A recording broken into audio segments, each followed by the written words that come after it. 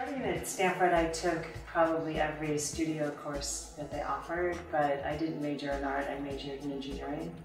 And I was in the product design program, which in a general sense was trying to teach us how to be inventors, sort of in a very sort of broad way. And I really liked it. And it taught a lot about creativity and imagination, which was completely applicable to the art that I was doing, but in the engineering program it had a more utilitarian purpose, really, ultimately.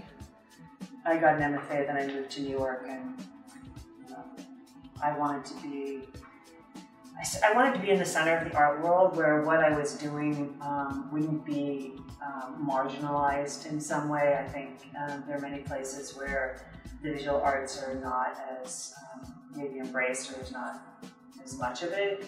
And here it's great. The shows are here, and the people are here, and there's a real sense of community. I use art as a medium to explore, essentially. I think it's sort of like if I was an ancient explorer, it's like my headlamp, and I'm out there and I'm using it as a way to explore the world. Maybe that's the same for a lot of people in creative fields. They use that medium, seems to suit them to be able to explore life and what it's like living, in 2014 here. And but for me, it's the visual medium of art, and I'm most interested in following my ideas, and the mediums come out of that. I don't have any one medium that I use that I think in. I basically follow my ideas, and then the mediums I kind of grab onto to investigate where I'm kind of going.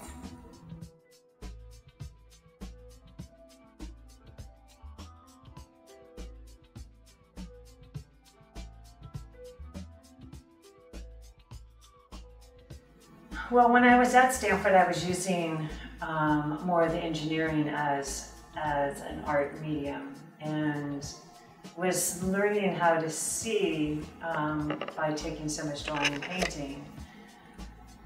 But it took a long time to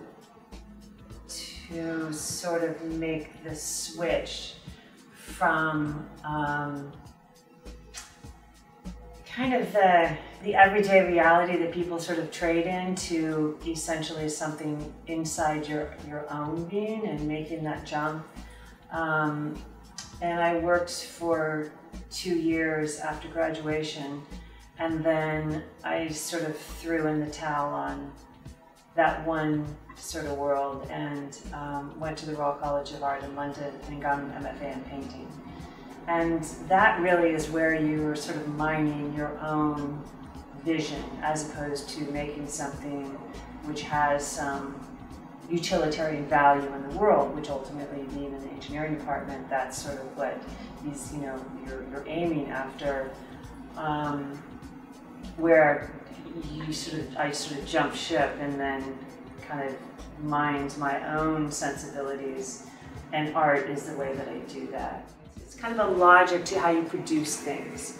And it's the science influence of sort of a clarity of thinking that, merged with the visual arts, has been a great basis for what I do, because in working with the natural world, I'm sort of working in that scientific world of, how does a leaf-cutter ant live? What do they do? What are their behaviors?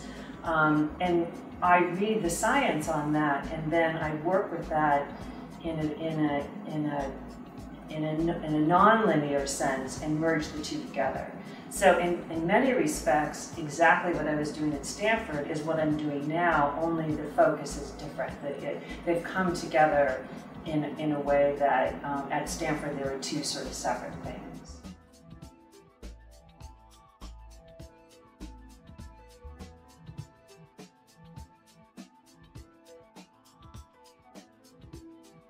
It kind of depends where I am. I'm working on a project right now with leafcutter ants in Costa Rica. So I go there maybe 6-7 weeks every winter. And when I'm there, I'm working flat out. I'm doing short films and doing photography.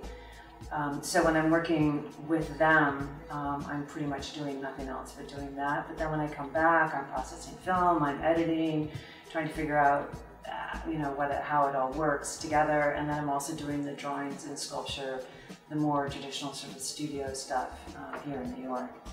So it depends where I am.